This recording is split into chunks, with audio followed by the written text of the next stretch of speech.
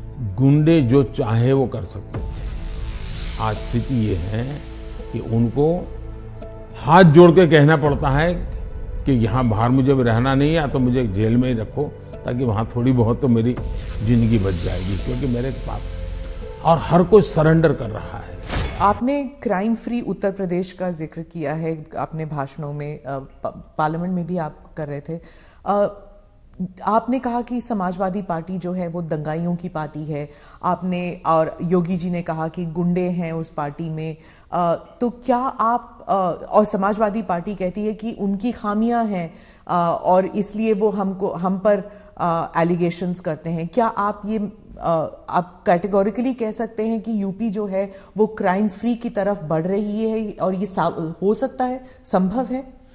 पहली बात है कि जब लोग उत्तर प्रदेश में सुरक्षा के विषय की चर्चा करते हैं तो वहां के सामान्य मानवी के मन में पिछली सरकारों में जो उन्होंने मुसीबतें झेली है, जिस प्रकार से गुंडा राज चलता था, जिस प्रकार से माफिया की इच्छा के अनुसार ही सरकार के बाबुओं को काम करने के लिए मजबूर होना पड़ता था, जिस प्रकार से इस प्रकार के दबंग लोगों को सरकार में एक प्रकार से प्रतिष्ठा थी, आश्रय था, ये सारी चीजें उत्तर प्रदेश ने बड़े निकट से देखा है।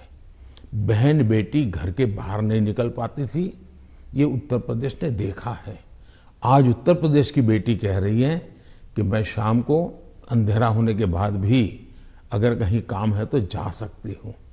ये जो विश्वास पैदा हुआ है वो मैं समझता हूँ सुरक्षा के लिए बहुत जरूरी है। और ये तब हुआ है, उत्तर प्रदेश में एक समय था गुंडे जो चाहे वो कर सकते थे। आज स्थिति ये है कि उनको हाथ जोड़ के कहना पड़ता है कि यहाँ बाहर मुझे रहना नहीं है, तो मुझे जेल में ही रखो, ताकि वहाँ थोड़ी बहुत तो मेरी जिंदगी बच जाएगी, क्योंकि मेरे पाप और हर कोई सरेंडर कर रहा है।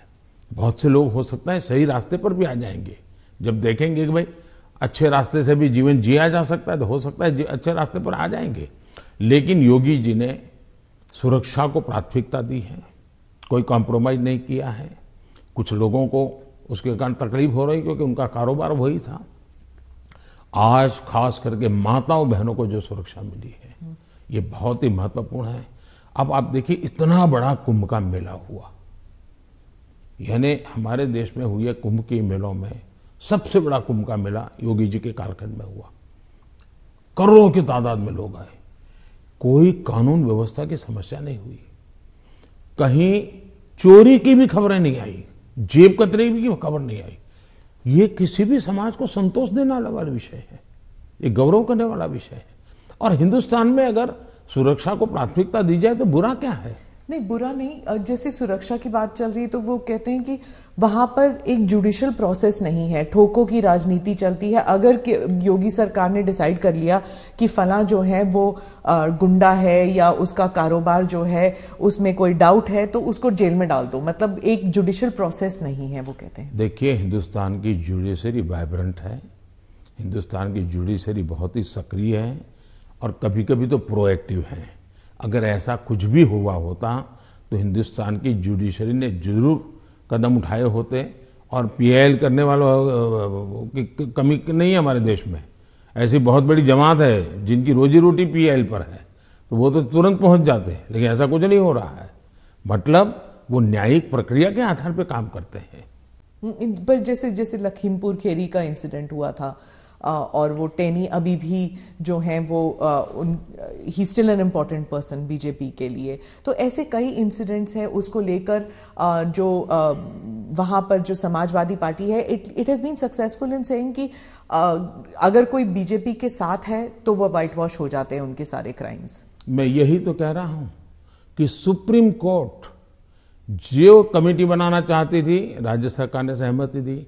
सुप्रीम कोर्ट जिस जज के नेतृत्व में तपास करना चाहती थी, राज्य सरकार ने सहमति दी। राज्य सरकार ट्रांसपेरेंसी से काम कर रही है, तभी तो सुप्रीम कोर्ट की इच्छा के अनुसार सारे निर्णय करती है।